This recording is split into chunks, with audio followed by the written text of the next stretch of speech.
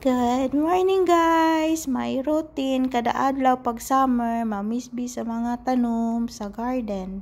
So mao din na guys, namisbis ko guys kay pertidyong dry kayo ang kuan, ang kanang yuta ba. Pero mahapon dili na ko mamisbis, mabuntag ra sayo kanang mga 7:30 yun ana. Kay pag mag summer guys, sayo man ko magmatak, dili man pa pag winter mga 8 to 9 na ko magmata kay kanangit-ngit mamanggod sa gawas pag mag-winter.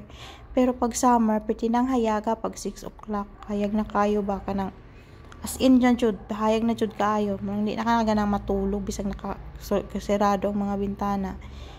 Hindi na ka ganang matulog kay madungog naman gud nimo itong mga pangod. So na-miss day ko din na guys kay daghang wilis-bisan kay giuna din ako ng atubangan dayon. Ang garden dayon sunod ang atubangan dayon usap ako mag-breakfast. So mao na akong routine kada adlaw gyud guys, balik-balik.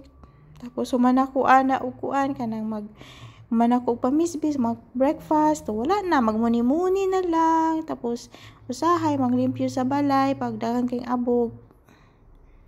So mao na siya guys, mao balik-balik ra gyud na kada adlaw.